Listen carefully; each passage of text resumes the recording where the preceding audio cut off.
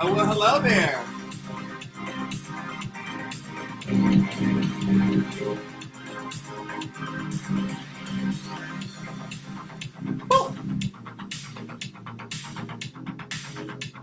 Ah, ah, ah, ah, ah, ah, ah, ah. Ha ha. Hee hee. Ow. Cacao. Now. Bow, bow. Bow, bow. Ow. Good morning. Good evening. I'm yelling. The music is loud. It's a party over here. It's nothing over there.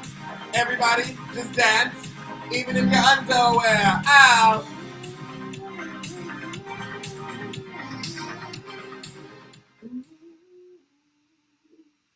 Good morning, good morning, good morning, good morning. Here it is. It is 7 o'clock on the dot, at least here in Eastern Daylight Time. Isn't that funny? A lot of y'all will say, like, Eastern Standard Time. Hey, Google, what day is it? It is Wednesday, June 3rd, 2020. It is Wednesday, June motherfucking 3rd. I don't know how y'all are, but I was sitting, I think I was in the car, I was somewhere today. I had to take my mom on an errand. And I just was like, oh shit, it's June. Like, the year is halfway done, which I guess is a good thing because she's acting a plum fool. She's acting a plum fool. So she can be done rather quickly. But then I just don't love this angle over here on the Facebook, folks. She was acting a plum fool, but it also was like, damn, this shit is kind of flying by. I guess all things move forward. If you can't tell, I got on sequins and sparkles because if the world's gonna end, why not have a party, right? Like, and I think that just we're gonna start being a little serious because I don't want to seem like I'm just completely ignoring what's happening. But Black joy is the revolution too. That like we can absolutely be enraged and joyous. It is something we have done for generations. We have found joy on a plantation. We have found joy in the most seemingly unlikely of places. And I'm going to do my part to make sure that, like, at least I think that's my part in the revolution. I'm not one of the guys fighting children out here in the, I mean, I can fight, but I'm not one of the guys, let's sit out here and throw bricks or protest. That's not how I activate my voice. Brrr, brrr, brrr, all these sound effects back here. That's not how I activate my voice. But I tell stories and I bring light and I bring joy. So I just want to say hello to all of y'all. Good morning. Good morning. As Brianna said, Miss B Spectacle over here on Instagram said it was a whole other season when we went in on lockup. And the gag is, and what's real crazy is I got on my finery. I got my hair done, lashes too. For all y'all don't know, that's Miss Luscious. Um, but I have on my finery to go sit on the couch. And even if I wanted to, I couldn't go outside because in New York City, we are on a lockdown. So I'm going to try again to do what I tried to do last time, which was just get this face together ever so softly. But it's very humid here in New York. So I am going to throw some hair on this and have a little fun. So, first things first, the revolution, apparently it will not be televised. It'll be on Instagram Live here with you and me today. Got the same foundation colors that don't match. But we know better, we do better. But the revolution is going down. And, I'm really excited. Like, what did the kids say? We'd love to see it. I'm really excited about this moment in history because maybe some things will change. And I see all the black squares. Yesterday was supposed to be like a blackout or like let's go quiet or whatever the hell the kids were saying. And I appreciate that, right? And I appreciate these corporate. I don't really appreciate these corporations, full stop. But they are doing their part. I guess they're saying whatever they want to say. But I just want to make sure that we don't lose the plot on some of this stuff. And so a lot of these corporations, are making statements. Like I noticed Playbill, for example, had something to say. Great, Black Lives Matter. Y'all got black people on the homepage. great, which I ain't never seen more than one black article on that website at any given time. And I'm someone who goes to Playbill every day, just kind of out of habit, because as a theater student, that was where we got our information. But I also think that there's some reckoning that is still not happening, and I don't think we need to get diluted and lose the plot and not hold their feet to the fire. So all of these brands that are showing black people for the first time in their history, great. But when are you going to acknowledge that you had a moment to show us before and you chose not to, right? Like, so Playbill, looking at you, for example, you were real thin on the coverage when Diane Carroll passed. Just something very recent. And, she's a Tony Award winner. She's been in Broadway shows. She is a superstar. And there was like no coverage. And so I think it's great that y'all are coming out with these action steps. But for me, I also think it's important for you to acknowledge, which I think a lot of the brands aren't doing. A lot of these corporations, a lot of these nonprofit institutions, they're saying what they want to do differently, but they're not acknowledging that before all the shit went down with George Floyd, right? Like in the reaction to what happened, like he was the straw that broke the camel's back. Y'all been racist for generations, and there's no acknowledgement of that. I'm getting very frustrated when people are simply just saying Black Lives Matter. Absolutely, our lives do matter, and we absolutely require that you, need you to stand with us. But we also, or at least for me, I want you to acknowledge that you weren't always standing there. And I think some people are forgetting that. Some people are jumping on being like, yeah, we do too. They release a cute little video, they put up a little statement, and it's like, but in that statement, where's and I mean, I think that's copywritten now, but so I was using that fair use. Where's the acknowledgement that they didn't always matter to you guys as recently as last week? This isn't some old shit. Like as recently as last week, you did not give a fuck. So where's the acknowledgement? And then the other part, as I posted already on here, so we're not gonna belabor this point because this is about joy. For the organizations, I'm asking you to, for the nonprofit organizations, where's the programming, right? So you're saying, where's the programming, where's the jobs, where's the shifts, and how you operate. Your little emails, if it does not come with some action steps, blocked and reported. Dead ass. Already done it, we'll continue to do it. Corporations, if your post does not come with some coin, blocked, reported as spam. Not playing games with you. What did New York say? I am not fucking around with you. Like I don't have it in me. And then also to our black and brown, our black sisters and brothers. It ain't. I mean, I guess we all shades of brown, but I'm really talking to the African American, people. On this point, make sure that those of you that called us too radical when we was walking in the room back in 2004, sitting with the Broadway producers saying that this whole institution is white supremacist.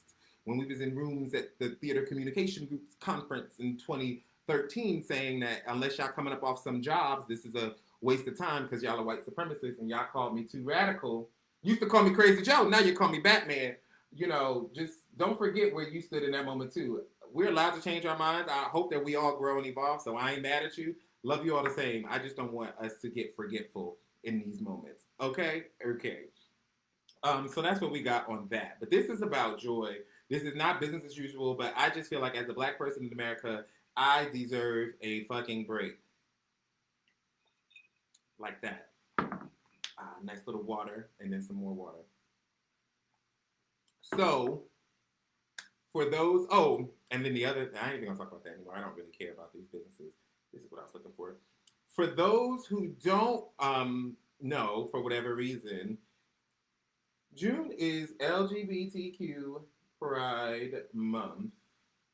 Hallelujah. LGBTQIA+. I do not mean to exclude anyone. However you identify on a spectrum that takes you outside of being considered heterosexual, we are here to celebrate you this month. Celebrate us. I'm a gay boy. I keep it simple. I'm old. I'm just an old sissy. Very Ingoniana. But this is Pride Month, and even before the block got super hot, I had decided to celebrate and explore the legacy of black gay characters on film. And I'm doing that day by day. So this is June 3rd. There have been 3 people posted so far. We had Lamar Latrell from Revenge of the Nerds franchise, Hollywood Montrose from the Mannequins franchise, and then we also have Men on Film from In Living Color. And there will be more each day, each day. Now, the requirements for this exploration are that these are manufactured characters. And why I'm exploring characters and not real people per se is I want us to just think about what are the images that we've been fed, right? Because especially as a black gay person growing up, 1984 was my year of birth. It's out there. Um, and there weren't a whole lot of black gay people on TV, like real people, or even in the zeitgeist. And so we really relied heavily, I think, even indirectly on characters, and they were really important. And I think characters are consistently important. Like, to bring up Diane Carroll again, to have Julia on TV, that was not a real person, it was a character, but it meant so much for so many people. And so I think it's important for us to explore what that is. And then I know in my own research, seeing those things lined up side by side, put it in like really stark relief, just like what has been going on. I do not consider myself the absolute authority, so there are not, I'm. I love for y'all to continue to send me people that were not included that can remember. I'm going in chronological order for a couple of reasons. One part of the framing of this is so that we can see how they all look in relationship to themselves, like in a chronological way, and in time order. And then also that helps you easily call me out. So like some of the characters pose. Spoiler alert: we're going to talk about that.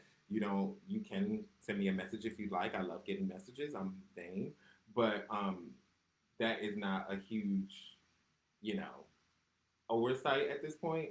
But what is I don't even know what I'm talking about because I'm looking at this fucking war paint I'm putting on my face. So I was saying we're going in chronological order so that we're now in 90s. So if you have someone from the 80s that's not, between 84 and 90, like 1990, I believe is when In Living Color started.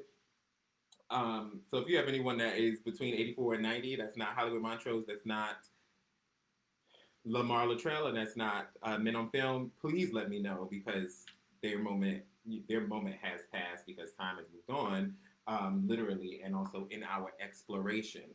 So that's what I got with that. Continue to have a kiki with them and a kiki with that.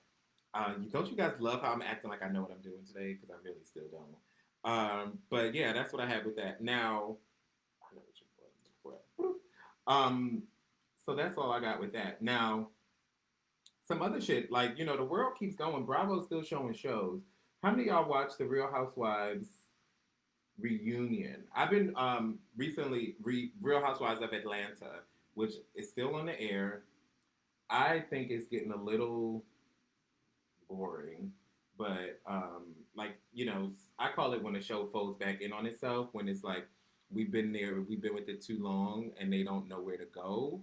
I think that like some of the characters are, especially like Lenithia Leaks, is getting a little redundant. It's like okay, there's always a fine line too. I think between like consistency and like redundancy. It's like Nene gonna Nene, and that is absolutely true, and that's consistent. But then there's also probably like I think there are ways for Nene to Nene that are still fresh and interesting, and I can't speak for nobody but myself. I haven't seen those.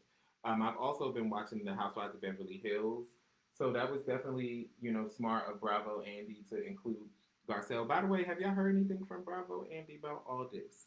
Have y'all heard? That's a genuine question. I don't know. Um, but yeah, somebody just said they need to run an overhaul and get rid of a few features. I think so. I think so. I think that like I was thinking about it. I'm like, who would they get? I think maybe some younger energy. But you know what I think might actually be interesting is Cynthia is boring, Nene is joyless. I think what might be interesting is if they got a man. I know that sounds like whatever, but I just think that like there's so many gay men that are, keeping it 100% honest, that are chomping at the bit. Don't those brows look so much better? There's so many gay men that are chomping at the bit to be on the show that maybe they need to lean into that. But I don't want it to be a low rent messy queen. No offense to low rent messy queens, y'all matter too. But I just think that like a real sophisticated, like high rent, messy queen. Look at that. I just love it. Natural, beautiful, matching, blended, splendid. I think that that would just be really great. But I don't know. So I've been watching that on TV. What else have I been watching? Clearly, I'm having an allergic reaction to something in here, so I'm scratching like I'm jonesing for something. Don't ask me what, because hell if I know. Um, but I've been watching a lot of reruns of A Different World. They kind of soothed me. And then last night, actually, I'm not even getting to that yet. But I watched How Stella Got Her Groove Back, which I realized I had never watched completely. And I mean, this makeup is so pink. Like, it says warm caramel, but it's so pink. Um, I hadn't, those accents in How Stella Got Her Groove Back were really not that great. And I don't understand how that came to be. But that's neither here nor there. But I guess in general, in that time period, oh yeah, we can use this side to just buff it out. In that time period, accents were, very speculative, broad. Let's just get the gist. Let's just kind of get a feeling, get the vibe going. So, ooh, I don't know what I'm doing here, but we're gonna work it out. Um, it's just this is so stupid. Every time I think that I can like make it work, life comes at you fast. But we're gonna blend it down because I got my neck out. Um, yeah. Oh, he looks good. I think I can salvage this. Actually, I really like tap like if you think I can salvage it because I think I can. I think I can salvage this. Tap like if you think I can salvage this. I'll wait.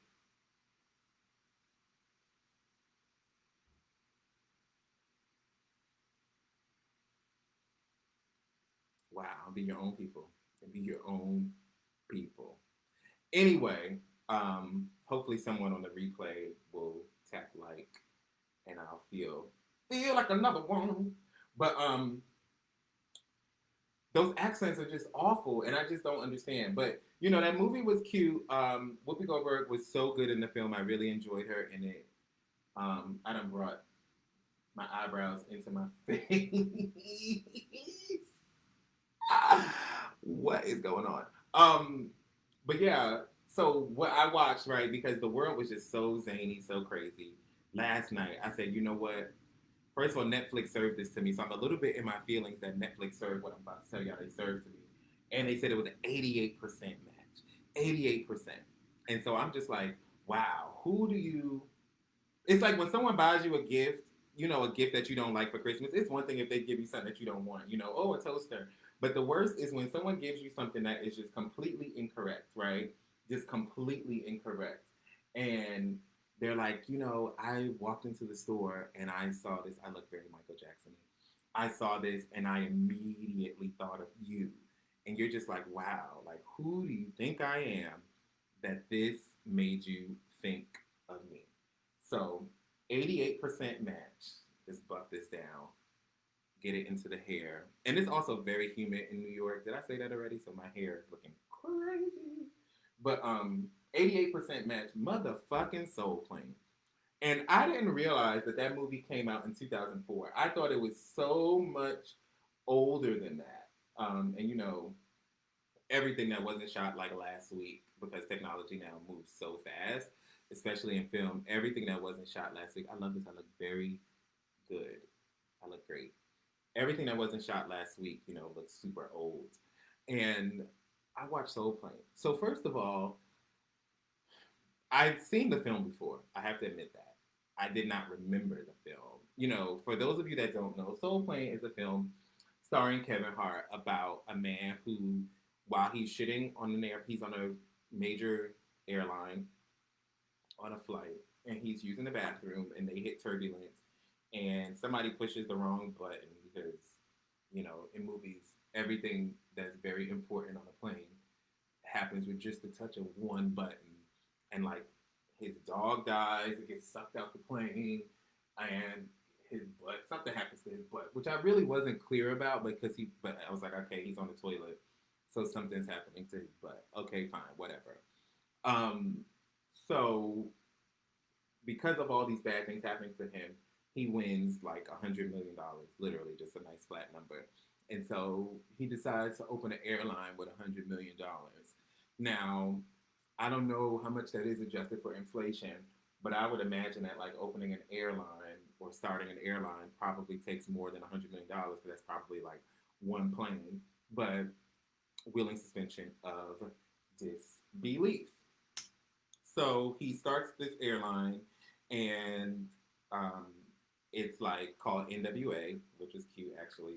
And the thing for me about the film that I kind of found interesting was that it vacillates between um, kind of like I was like, oh, I can see how this was kind of like witty and interesting, like in concept, but then it just always becomes really, really offensive. And so, full disclosure, there is a full disclosure. There's a gay man in it, and the character's name is Flame, and he's a flight attendant, and he's very effeminate, and it is like the most stereotypical depiction, but it's the whole film is just like stereotypes. And so because white people have to be in everything, there's Tom Arnold and a white couple, but it's like literally every stereotype, like black men having super large penises, black Snoop Dogg is in it being high. It's just so like ridiculous, and it just didn't have any kind of like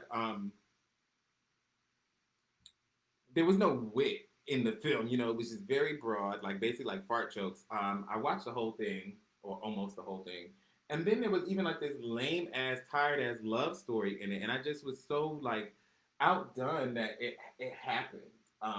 And so I was just wondering if any of y'all had seen Soul Plane, if you remember it, and but then it made me start to think like, what could an airline like that look like?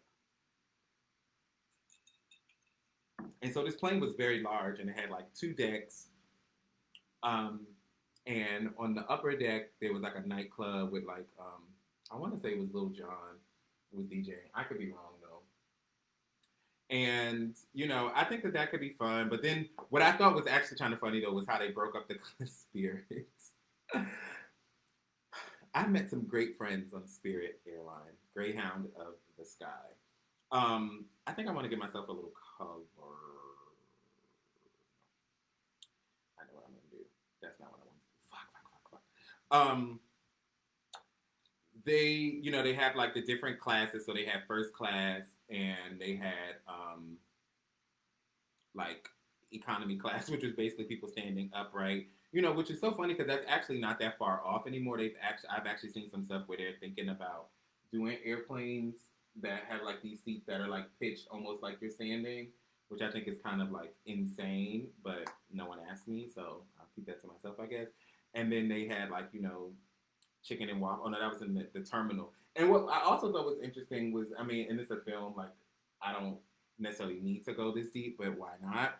The whole terminal was like black. So it was like in its own terminal. And I'm like, for someone to only have one flight, I've flown airlines like Norwegian, for example, which is a low cost carrier. They don't have a terminal at JFK. They fly out on like Tuesdays, Thursdays, and Saturdays, and then like Monday, Wednesday, Friday is something else. You know, there is not. It don't look like Delta. So I just thought that was kind of like interesting. I actually think this doesn't look. If you don't know what color I'm supposed to be, if you don't know who I really am, I think this could work. So they told me last time that the reason why that lip color didn't work was because there was no liner. So let's just draw a line to help that color. Look at that. And I have big lips, which I love. They're getting smaller because as you age, I'm starting to look like Sharon Stone around the mouth. But I do love my lips. I always have. And what was funny about Flame is that he wore all this lip gloss. And why do us gay boys do that? I've been guilty of it too. I have to admit it. I have been known to put on too much gloss. But look at this. Voila. Was I supposed to line it first? We're just going to do it subtly. So that's my face. We made it. So now let's get this wig together. Because I'm feeling very Toni Braxton, Unbreak My Heart. So, Soul Plane. And so I was just wondering how many of y'all saw Soul Plane, if y'all enjoyed it or not. But Then I started watching something else. So this, I have to tell you, I got this. This is like a little. Oh wow! See, look, with this hair, I think it works. Tap like if you think I pulled it through.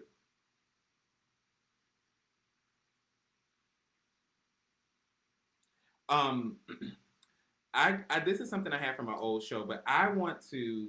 I just want to make this a little fuller. This is. I want to say this is like a three, but this is synthetically human or humanly synthetic. It was made in a factory. Oh yeah, I see some hearts. I see some likes. Y'all like it. They really, really like me.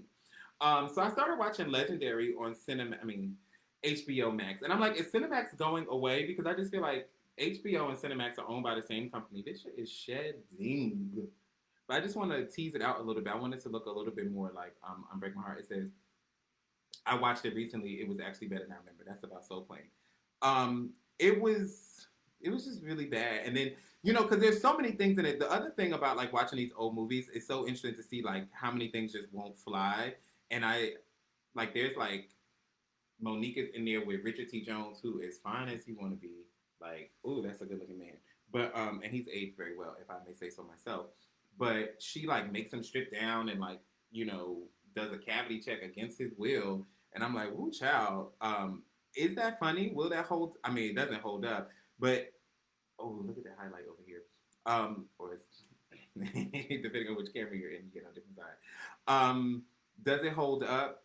No, but like, will that like can that ever be funny? I don't know. Again, and there was just so many problematic jokes. And did I say that Sofia Vergara was in there with a whole different face, and her accent was nowhere near as thick as it is now? So I'm like, I don't know if they directed her to like speak less clear, speak more clearly, or if she's making shit up. But that's neither here nor there.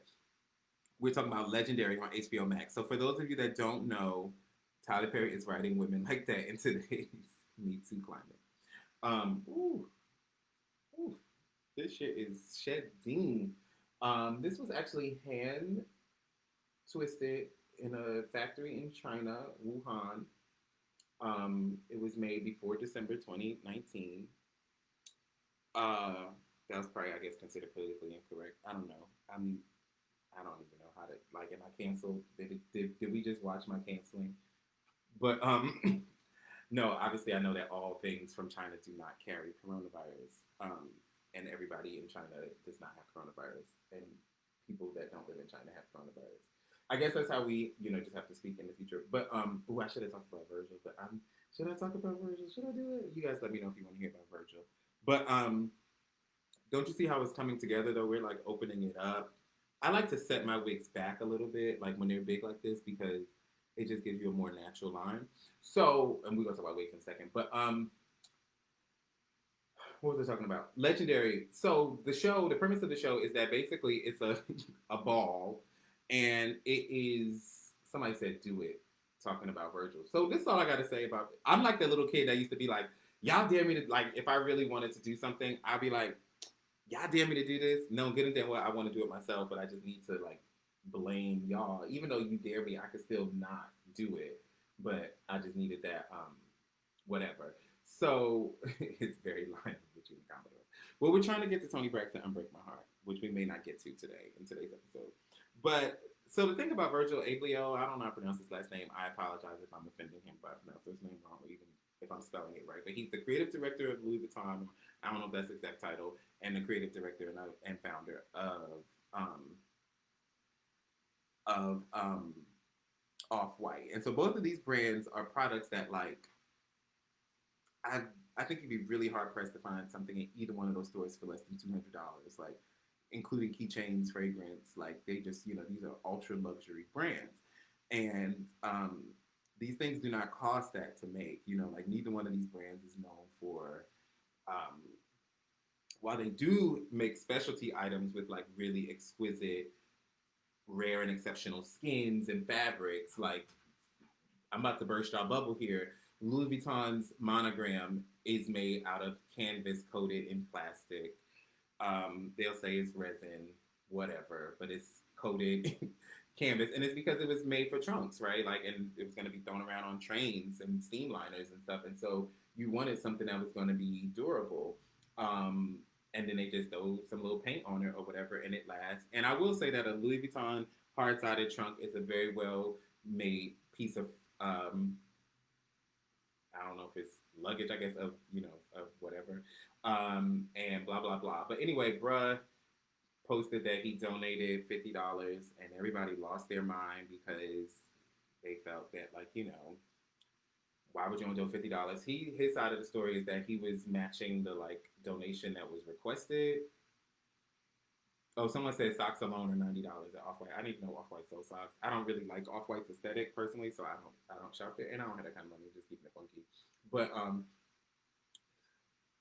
people lost their mind, and so people were divided about whether or not that was right for us to lose our minds, and if we should be policing other people's pocketbooks. And so, what I'm gonna say about that is, I think that like definitely lay people may have realities that you don't know about. So just because one of your friends is a big time at a corporation and they have a lot of money and they go to brunch and they have all the bags, you don't know, one, if they're making financially responsible choices, two, if they have obligations that you're unaware of, whether it be to family, to debts, to holdings, or plans and projects that you know nothing about. So we do need to be mindful about that with like the folks around us. um that being said, I don't think there's and I know that this is unpopular, but I feel like, first of all, celebrities, right, like these ultra wealthy, or at least these celebrities who allude to ultra wealth, you fling around your resources and your access. No one asks you, well, I guess people do nowadays, ask you like, what are you wearing? Where, and they post these pictures of them being super successful and super wealthy and spending all this money on, things. I won't call it dumb shit, but just on things that like, oh my, done live, done paused on Instagram. But they spend all this money on things. That was ghetto. They spend all this money on things, and I don't think there's anything wrong then for us, when the moment comes when there's actually something going on in the world, to be like, where do you stand? That being said, they don't have to do anything, right? Like, he could give nothing. He could give $1. He could give $5. He could give $5 billion. That's all on him. He can tell me about it, or he cannot. But I'm going to respond based on what you do, right? Like, so if you decide to give $5 and you keep that to yourself, if we would have found out that he gave $50 because somebody who received the donation leaked it and he did not make that donation public, I wouldn't feel the same way, because I'm like, he's not flaunting that he donated. He's not being flagrant or whatever. He just donated what he donated. You ever just look at yourself in the mirror and have to laugh?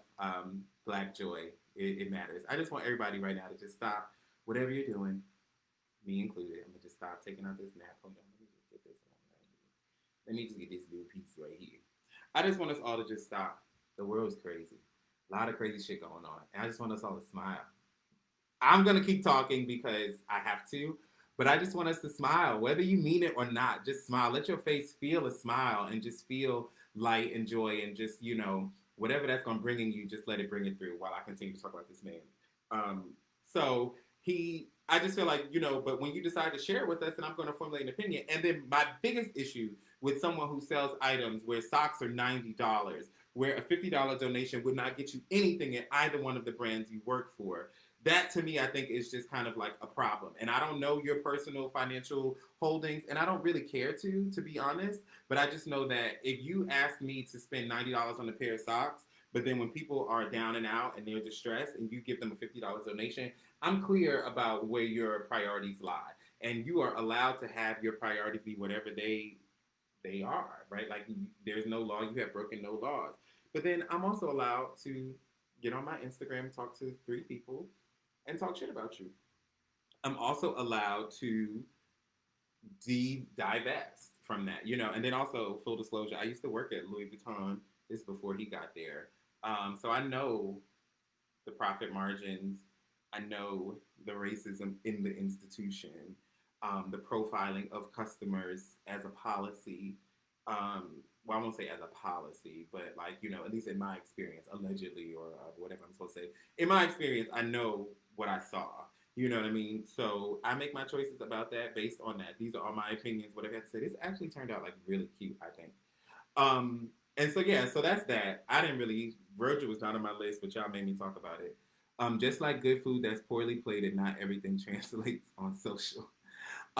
Yeah, and every that's a good point. And my thing is, it's like this, right? Like, I also understand this is in defense of him. I understand that like gifts that are too large can be negatively disruptive as well, right? Like, so if someone asks you, if someone's on the street and they ask you for $1 and you gave them $1 million in that moment cash, that might not actually solve their problems because that's way more than they need. That's way more than they are able to manage, and they don't have experience with it. And so that could become a problem for them. It may solve the immediate problem. They may get off the street for the moment, but then something else, it can become a problem in other ways. So I get why he maybe was matching it, but I also think some of that is in the articulation of that. And I think that, like, if you are given this mantle of this position of leadership, then you should be able, I'm over here thinking it has like pieces, then you should be able to lead, right? And if you're not, then whatever. But I don't really care about LVMH's leadership that much. So, Legendary on HBO Max, not to be confused with HBO or Cinemax. Very confused. So, it's a show that is basically supposed to bring ballroom to the fore and the floor. So, you have these different teams that are competing. For those who are unfamiliar, in the house community, the ballroom community is an underground subculture founded by LGBTQ, Black and Latino people, Latinx people, specifically, and most mainly or largely trans women. And that's really important. And they do share the history of these houses, the origin, and these places were a performance community, but they also were a lifestyle. And there's a whole show on Netflix. It is on Netflix, but FX called Pose. There's a documentary called Paris Burning. You can watch all those things to learn more in depth. But they brought the show, and so these different houses are competing. And so in the community, without HBO Max, they do balls every week. I made up a timeline, but they do balls regularly, and people compete for trophies. They compete for prestige, prize, whatever, different categories, et cetera, et cetera. Again, you could do a deep dive. There's a YouTube channel called Ballroom Throwbacks, which I think does a wonderful job of chronicling this community in a very authentic first person kind of way. It's the community in its own voice in the videos. I don't know. No one told me this, but it feels like it was created for the community. Like, it feels like it was created for people who are in ball, in houses who maybe they couldn't make the ball in DC, so they want to see what's happening. But there's just, you get to learn some of the players and all of that. And so now they have a show hosted by Deshaun Wesley. One of the judges is Leomi Maldonado, who is a legend, icon, all of the great titles given to people. She has them all because she is a fixture. Oh, look at that. Yummy. Delicious. And the beauty of like this is that it is water soluble. So you just put it in water and this whole thing is just going to blow up. But anyway, I didn't love the show and I didn't finish the first episode. So maybe I need to go back and finish it. But I'll tell you why I turned off the show. And I want the show to do well because I want Black people, especially Black queer people, especially Black trans people to shine. Oh, some of the other judges, Megan Thee Stallion, Jamila Jamil. It's just a very mixed bag. Whatever. But I got frustrated, and I'm not from the ballroom community. I've been to a ball. I know people who are in houses. I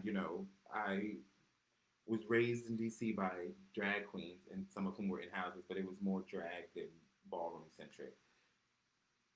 A fine point to y'all at home, it's probably all the same, but in the community it's very different. Or not very different, but it is different. And they were Black. And so it was a little disappointing to me to see, the first house, I'm doing this from memory. The first house I want to say was Escada, and they were all Black and Latinx. Then the next house was Ebony, and so the houses they're named after. I'm saying this as if y'all don't fucking know, but some of y'all may not. But the houses are named after usually iconic fashion houses, but some of them have different names, as you'll see. And so then there's the House of Ebony, which was named after Ebony magazine, the magazine of record for African Americans for a really, really long time. And it has a white house mother, and she talks about, and the house mother is the de facto leader of the house, right? Or not de facto, they are the leader of the house. And it just made me sad. It made me really, really sad. And then the next one was the House of Ninja. and that was founded by Willie Ninja, and it was all cis women, none of whom were black or Latinx. They were from foreign countries. I don't know where, but it seemed Eastern European. It seemed, there was East Asian. I don't know. I don't want to miss. I know when you call someone a boy, that's a girl. That's misgendering. I don't want to miss nationality someone. But it just made me sad. And then Laomi, said this thing about like ballroom is for everyone. And again, I'm not like I'm an outsider in some ways with the ballroom community, so I'm not telling them that they can't do whatever they want to do with it. And I do think that's a beautiful thing that like ballroom is for everyone. And I think that it's great that like black people are always so welcoming, but like especially in what's going on in the world, I'm like, why are we always the ones that are like making an extra seat at a table? We already at the damn kiddie table eating off of paper plates, you know, really we had a tray table sitting on milk crates, and we are so quick and welcoming to to make a seat. And I think that's a great thing, like, you know what I mean, like intellectually, and even like from like humanity, that's a great thing. But just like with what's going on in the world right now, it's like, dang, we can't even have our own shit. Like, wow, wow. Especially maybe this was like season 24, you know what I mean, or even season two. And I think that like they're saying, so yeah, we want to incorporate it, but it's like I don't know how the season goes. But it's I cannot imagine. I and but everyone was competent, so I'm not gonna say anybody. I'm not getting into that. But it just is like the idea that like the winner of this show could be like a bunch of cis hetero girls from East Asia and Eastern Europe. It just kind of fries my brain. And then one issue I also have with the show, just structurally, was that it felt very America's Best Dance Crew, which I loved in like 2004 when the show was out, or five, six, seven, I don't remember when it was, but the aughts, but or no, the 2000s. Um, but that show was already done, and it didn't feel like my experience and my understanding of a ball. It felt very Disneyfied, and so I didn't love that. But who are me to judge? I'm sitting here in a plastic wig with makeup that don't match, talking to people on the Instagram. But that's I mean I encourage y'all all to give it a whirl so we can talk about it. But I just also encourage everybody that's out there making stuff, especially black folk. Well, I'm really not talking about people right now.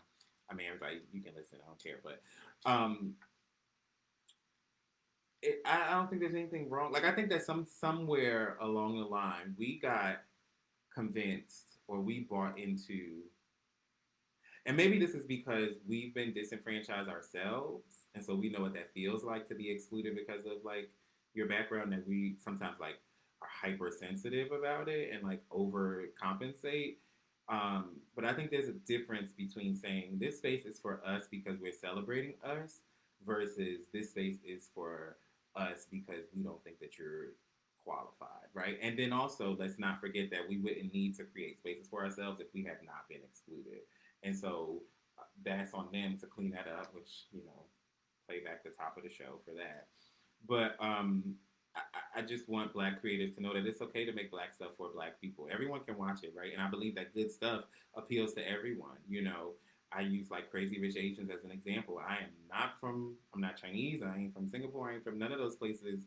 I mean, I'm from New York, and New York is in it, but that's not my experience. But it was a well done film. And then also speaking of this shit, is that like Hollywood?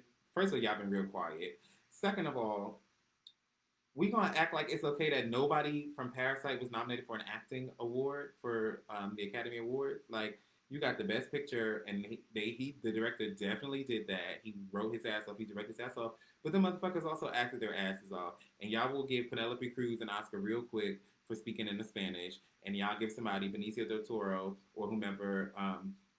Y'all will give people Oscars real quick for acting in Italian and languages that y'all deem as beautiful and whatever. So y'all can understand, which I do believe is possible, to understand how to appreciate a performance in a language that you don't speak. And so I don't understand why we were not able to do that for uh, those folks in Parasite, because they were magnificent. They were magnificent, and I think that that shit needs to stop. And like that needs to be, if that ain't coming with your stand, then I don't know that that's what we necessarily want. I actually think this look came together decently. Like, it's way better than last week. This plastic hair though is wearing me out. But so yeah, so that's what I had. I'm thinking about sticking doing this on Wednesdays, but you guys let me know what works. I know some of you guys watch live, some of you don't. So just let me know what works for you. I'm saying like I'm really scheduling a meeting, and I'll be happy to do it. Last thing I wanted to talk about, we'll also be having special guests. We have more music coming and all of this stuff. But the last thing I wanted to talk about was some of you may have seen on my Instagram that I posted a flag, which is a celebration of the intersection of the LGBTQIA plus and a Black diasporic identity. And that flag was something that I've actually been working on for a really, really long time.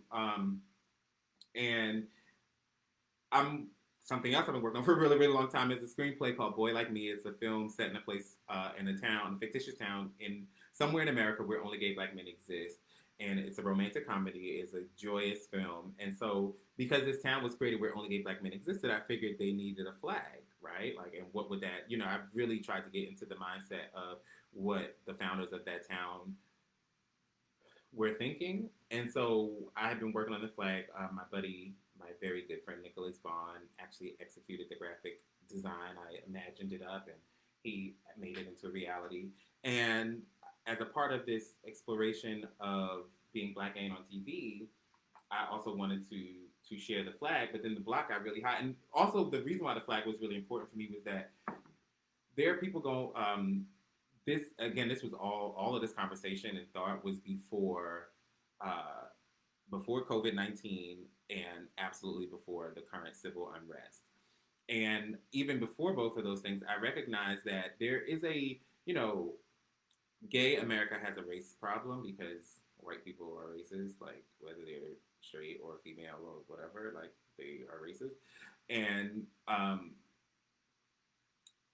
the the rainbow flag, there was a version that included a black and brown stripe, and that was supposed to speak to the black and brown people. But what's funny is that like this, as the flag was originally imagined, it wasn't about race at all, right? It was only about sexual identity, and I think that that's great that it's saying that like the community is welcoming of. Like especially if you see a white man carrying that flag, a white gay man carrying that flag. I think that's great. That is showing that he personally is embracing us, and I appreciate that, and that is progress, and I'm here for it. But what was lacking was a flag that celebrated the unique intersection, right? Because I think being a black queer person is a unique intersection, just like being a black woman is a really unique intersection, or being a disabled Asian person is a unique intersection. There are people, none of us is that unique. So there are communities that live there, but the experiences, the challenges, all of that shit is really different for people who sit at both of them. And I wanted to create something that celebrated that intersection, that embraced both aspects of that identity, that didn't make people have to choose between saying like which one am I first. If we're born this way, then you're both first. You're both at the same time. But we also know that the political structure, maybe how you're socialized, is a little different. And that's for another day. But so basically, I created the flag as a celebration of that, and for the film, and to bring awareness to all of these things. Then the world went to shit, and so I was like, well, I guess I need to share it with the people because we need it now. That being said, I was trying to be fancier than I really should have been. I created little pins that I'm gonna be selling. I'm gonna also make some donations. If anyone knows about LGBTQ specific organizations related to bail um, needs during this time, that would be really helpful. I'm not Virgil Ablioh, so I might just make $50. That's all I got. But these are the pins, so I guess I should bring it closer. And this is the flag. And yeah, this is what it's a celebration. And so it's a celebration of that identity. As with all of the flags, anyone can carry them. I think that like using it is either a celebration of your own identity, as an act of solidarity, however you want to interpret it. I don't, no harm can come from anybody getting it out there. But that's what that was all about. That's why I said there was a too long didn't read caption posted, but that's the whole drop. So that's what I have. I think I accomplished the Tony Braxton. What do you guys think? Don't leave me in all this pain. Don't leave me out in the rain. Bring back those nights when I held you beside me. unbreak my heart. Say you love me. Oh, I also talk about Tamar show. We'll come back to that another day. To catch a petition. So y'all watch that, and then we can talk about that another day. Um, but yeah, so that's what I got. That's what I am. That's who I am. Make sure you stay tuned on my socials. Tamar Tony Mix. Make sure you stay tuned on my socials so you can keep abreast of everything that's happening, and we can continue to explore Black, gay, and on screen. You know, this is a conversation, even though it's just literally me looking into two different screens and at a monitor talking. We're in conversation, so you know, let's stay in touch and all of that stuff. And then this one, I'm going to dedicate this song to whoever feels like it's about them. Who do you think I am? Don't you know that he was my man? But I chose to let him go. So why do you act like I care about you? Sitting here like I'm hurt, and I didn't want to make you work. Did you forget I had a first? Stop blaming me. If you don't know, now here's your chance. Say I already had your name. Stop blaming me. You got me worried about you. What are you thinking? Tony ain't never sounded that like that. Do you know about us back then? And I also changed the key. Yeah, but that's all I have. So this was festive. We made it. It's June. You know, choose joy. It's all we have. That is all we have. Stop blaming me. It wasn't worthy enough. Yeah. Now I know the truth. I think it's just a man for you.